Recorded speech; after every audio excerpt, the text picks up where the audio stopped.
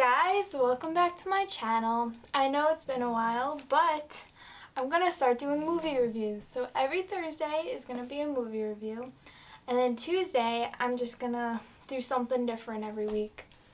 So stay tuned and we'll get started reviewing the Nightcrawler. So bye!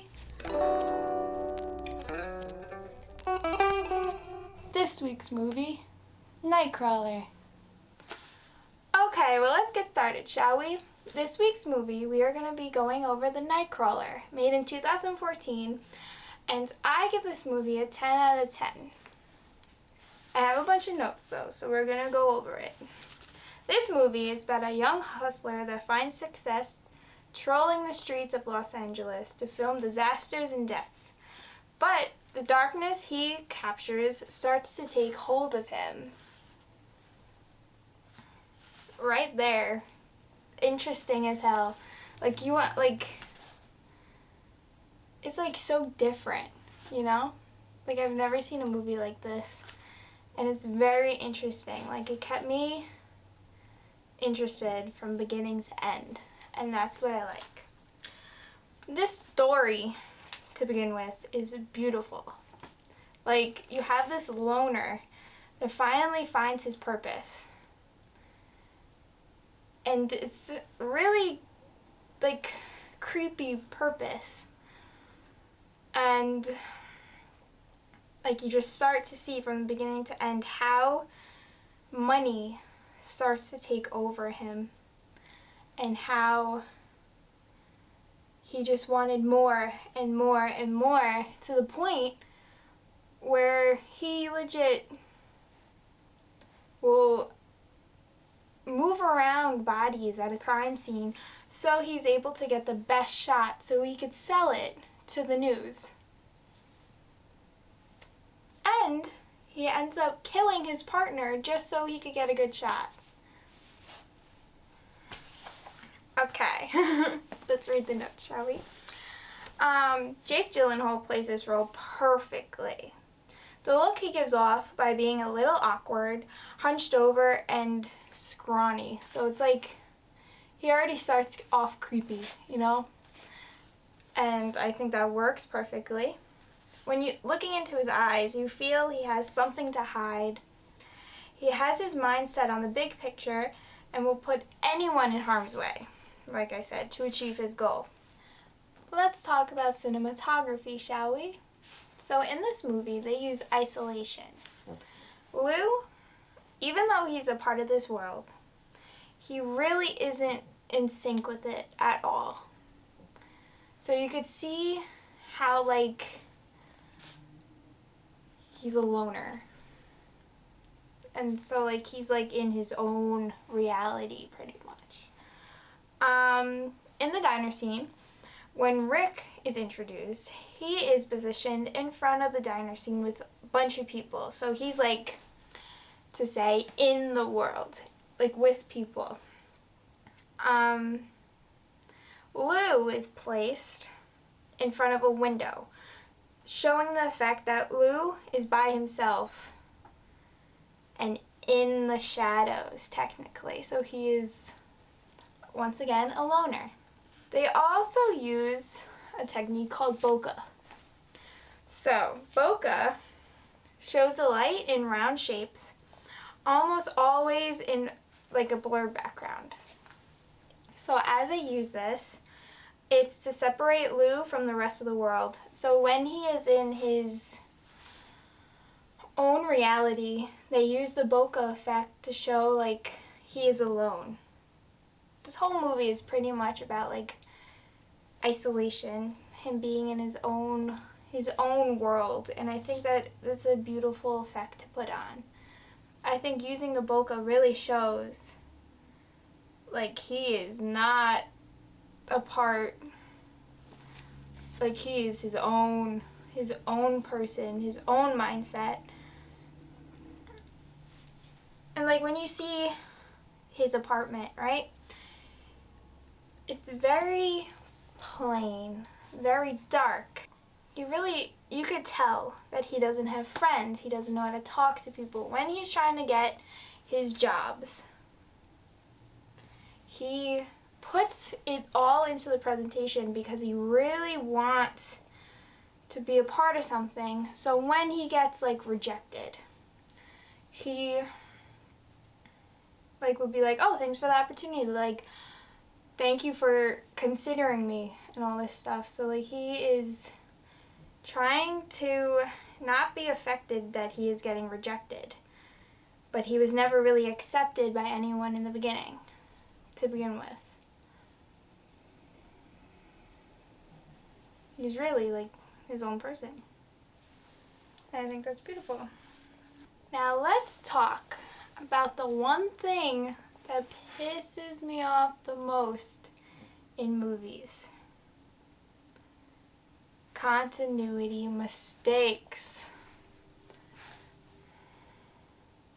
Please roll the booing soundtrack. This makes me so mad. So mad. Okay. First continuity mistake.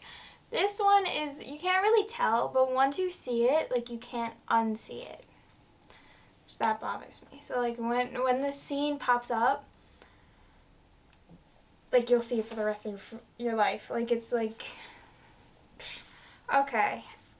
As Lou is approaching the house after the van drives off, a big mansion where that like couple got shot. He approaches the house after the van drives off. It looks like a crew member got caught on the side of the house and moves when Lou is taking footage and walking up the stairs. When it's a close-up of Lou on the top of the stairs, you could see behind him a figure move. Yes, he's in the dark, so you can't like see his face or anything, but you could see something move. It's really quick, but once you see it, it's like it's always there. And another continuity mistake we see is the final police chase. When Lou gets out of the car to film the accident, the left-hand mirror of his car is intact in the first shot, but once he moves and it's the next shot, it's broken. It's a wide shot, so you can't really see it, but like once you see it, I'm going to show you it, so you're going to see it forever, but once you see it, it's very hard not to see. So I don't know if they just forgot to do that, or I don't know, but that makes me mad. That really makes me mad. But the whole movie I love so much. I love how dark it is. I love the color scheme. I love just the creepy effect. How he chases to each scene hoping to get the most bloodiest scene so he can make the most money off of it. It's really messed up, but really awesome to watch. Like, I would give this movie like 1,000 out of 10 if I could. This is the one movie I could watch over and over again, and I recommend it to everybody. That's why this is my first movie review. I wrote papers on this movie. It's just a brilliant, brilliant movie. And my favorite scene, if I had to pick one, was when, this one wasn't intentional. It was very improvised, but when he's looking in the mirror, it wasn't improvised. It was like an accident that they left in. And I'm glad they did, because it was just awesome. He was looking in the mirror in the bathroom, right? And he was getting so pissed off. And then he slams the mirror and it breaks. But he doesn't stop acting. And I think that's awesome, because the mirror was not supposed to break. It was not supposed to break, and I am glad it did, because it added to his insanity, him going crazy, and I think that works so well, so well. It's beautiful. I love this movie so much.